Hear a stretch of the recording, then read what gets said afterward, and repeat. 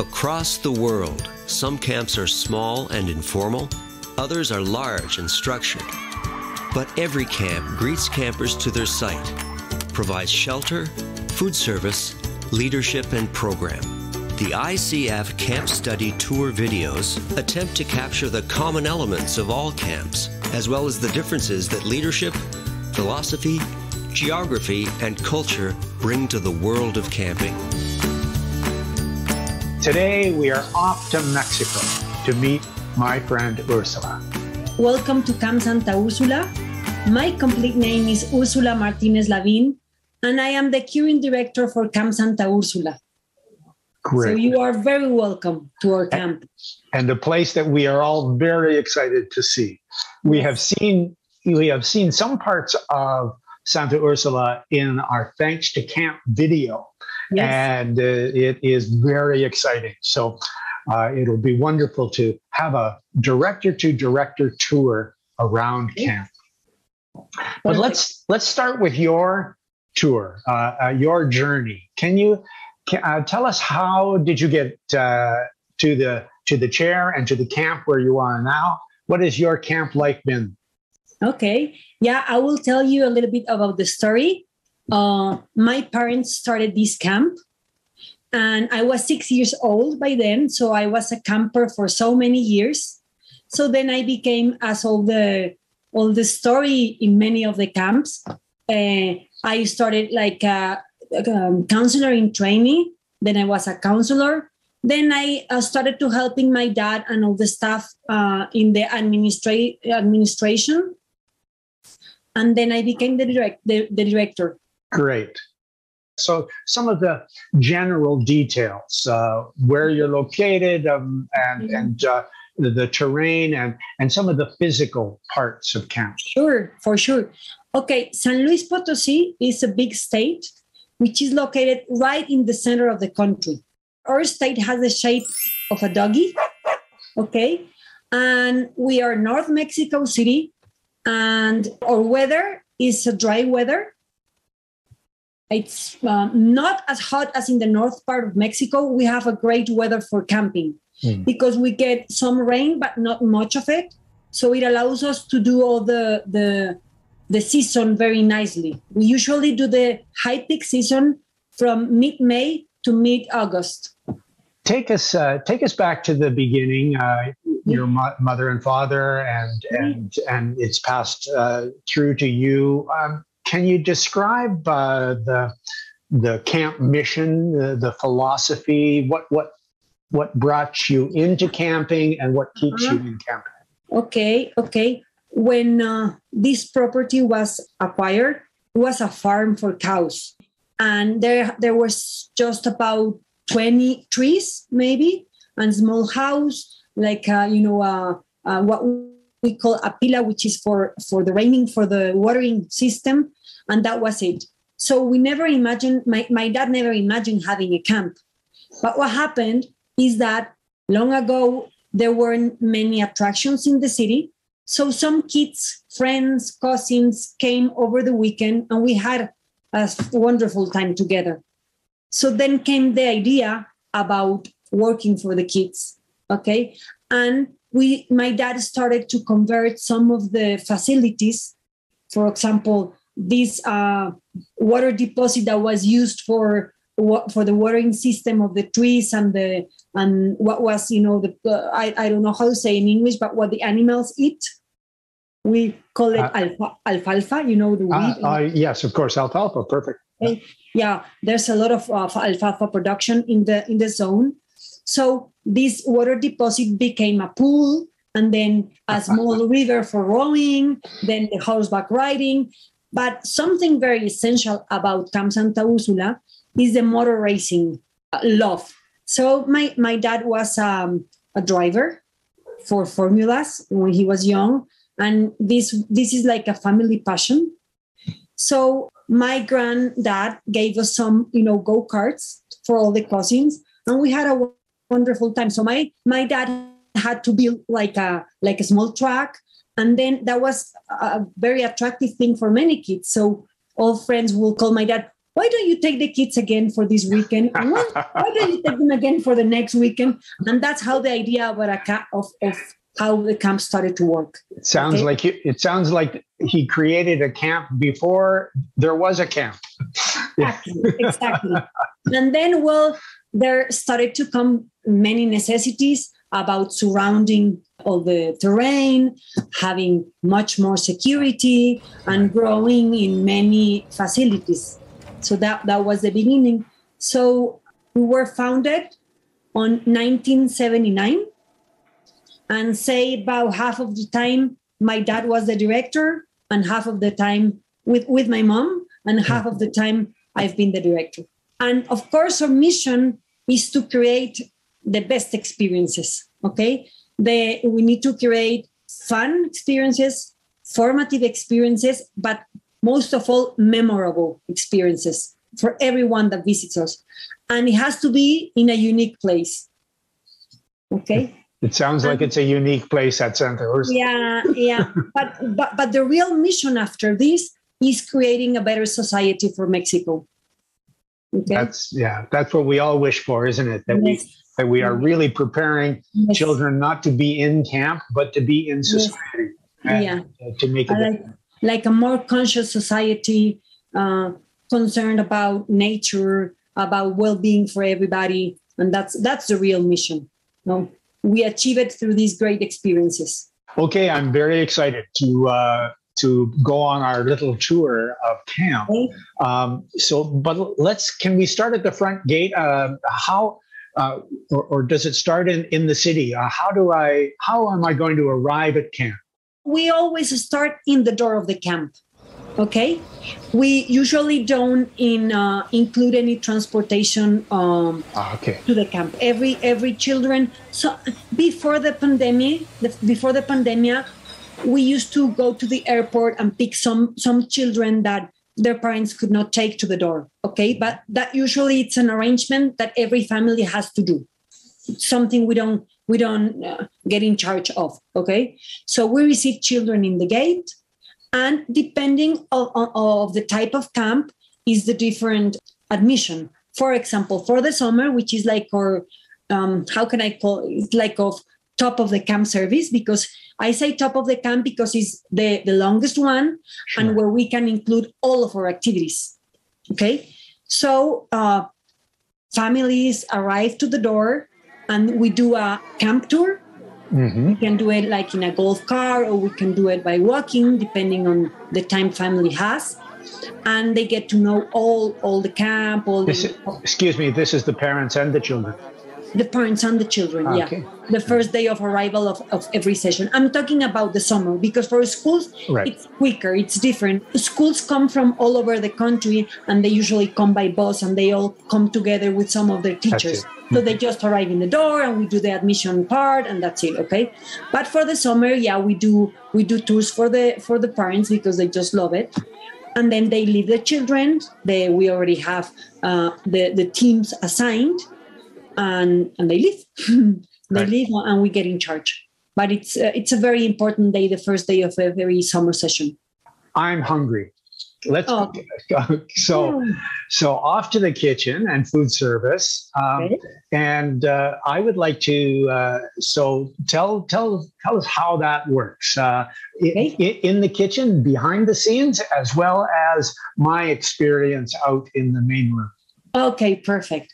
Well, behind the scenes, we have a chef, and like a major chef. Then we have like a bread chef, a dessert chef. The food at camp is real good. It's really, really good. One of our strong parts of camp is the food. Children really love it. Okay. So behind the scenes, we have about 20 people working in the kitchen, and what children get in turns. It's a buffet serving. Okay. So they get in turns. By teams, they pass, they put their meals, and they sit in the table. In the kitchen, in the dining room, there's a lot of things going on, because we have like a Mexican night, an Italian night. Every meal is different. We have like some like movie nights, and so everybody has to dress up, and there's always a lot of fun things going on. Okay, so once you have your meal, you have to go and put your plates, and then plates are washed. And after, you can go to have some rest time after the meals. Great. All right. So, what is my favorite meal at camp? Or what are some of the meals that are most popular? Well, you know, children love pizza. Children love pizza, but there is Japanese food. The Japanese night is very well accepted among everybody. And something very special about Camp Santa Úrsula is we have a Mexican bread called concha, which looks like a shell, like a seashell. It's got like kind of, very fine sugar on the top, making the form of a shell. And it's very traditional in Mexico, but the bread here in Santa Úrsula is homemade. So the conchas is something everybody likes.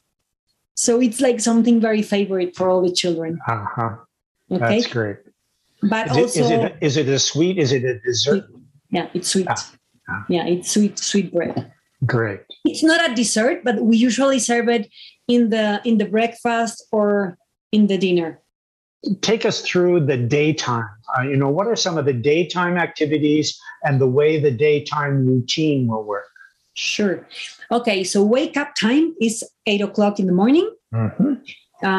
They have to clean cabins, rooms, because everything is a competition and everything can gain points to your team. Okay, so you have to put your room very nice. Okay, and then breakfast is 8:40.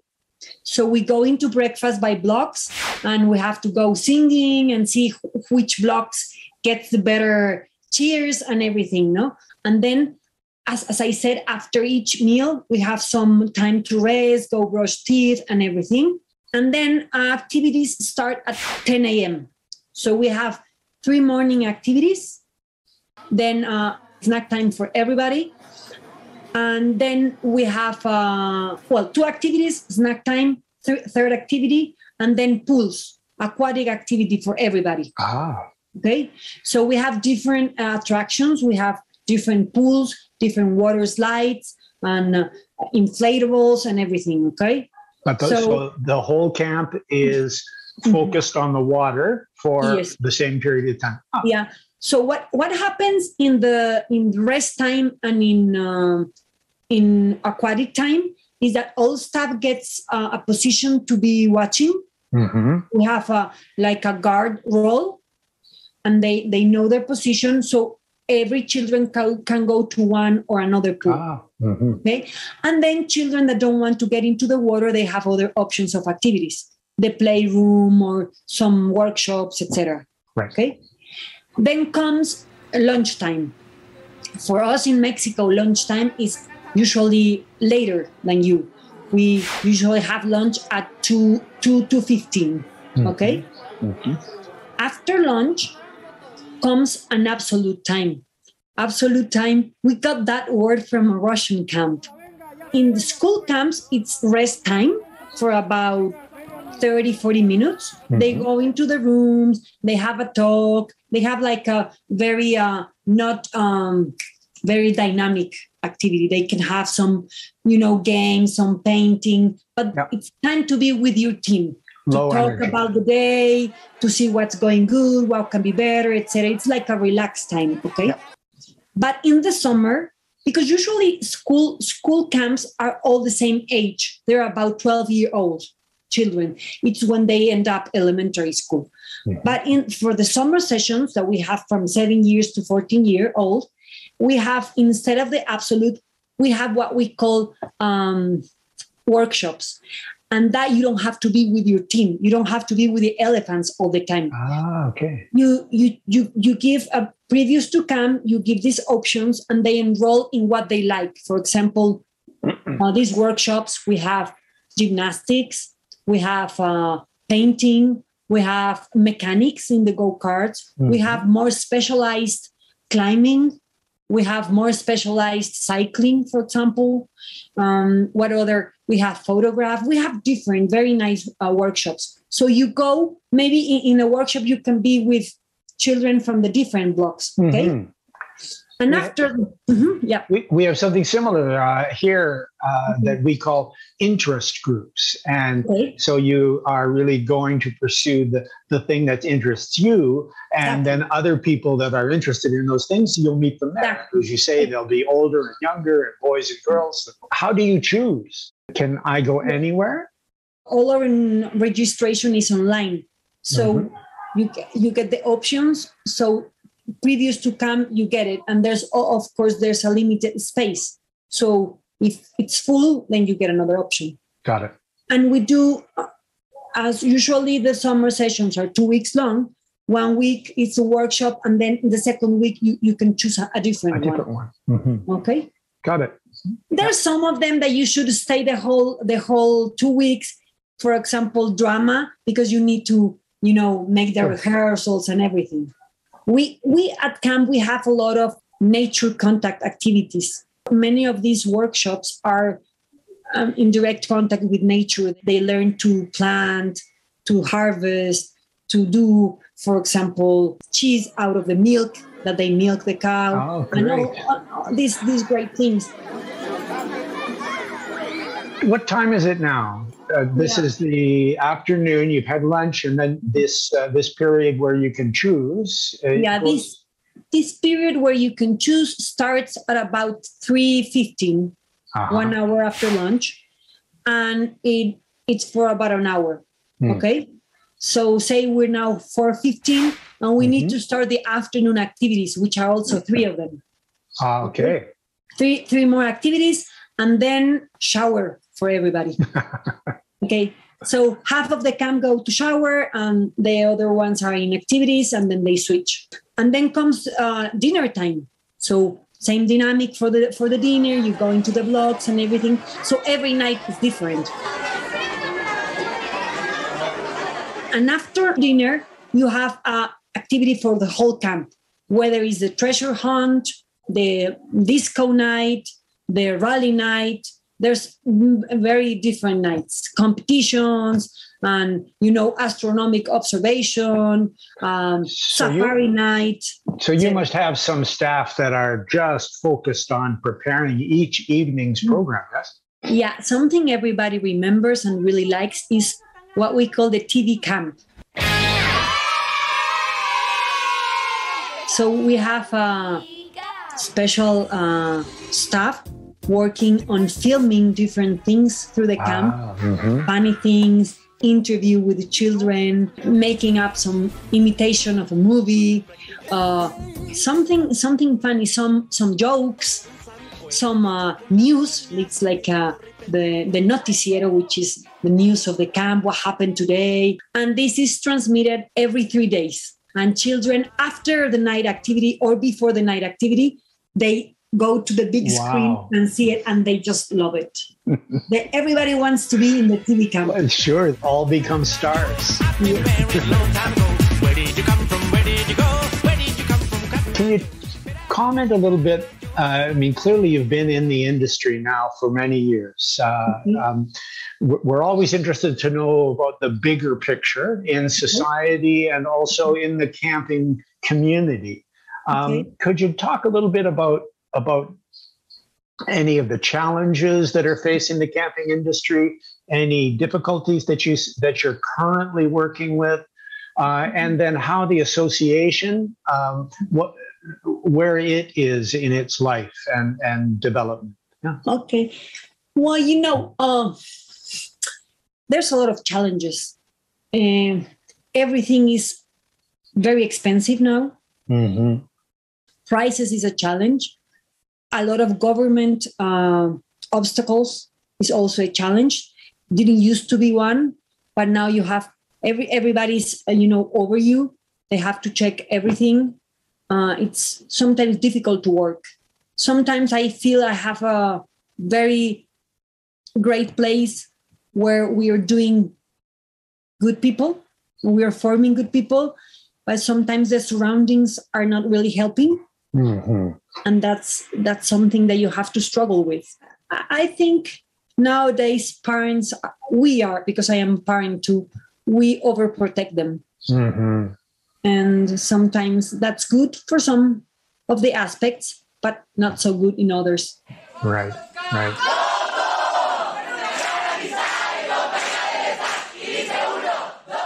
How about this? Can you speak a little bit about the camp movement, the camp industry, and hopes for the next few years?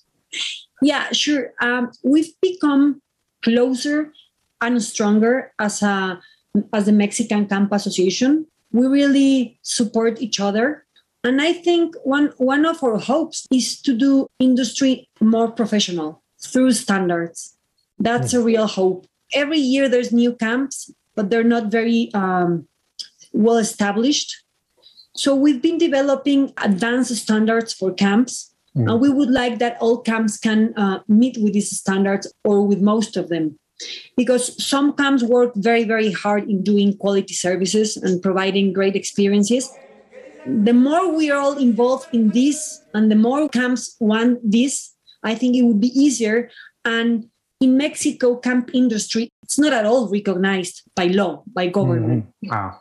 So we would like, or hope is to become stronger and that they look at us as they can look at schools as a real need for children. We had to teach government who we are and what we work for. Right. It's very different. For example, sometimes I enter some, town halls from the ACA, and it's incredible how the White House is behind them with all these, COVID protocols. I hope we could have some support like that. But it's us that have to do the protocols, and it's us that have to teach how to do things. But we never lose hope. I think camps will always be camps. I think camps are more necessary than ever. And I think people understand that. And the sooner or later, government should understand and support this movement.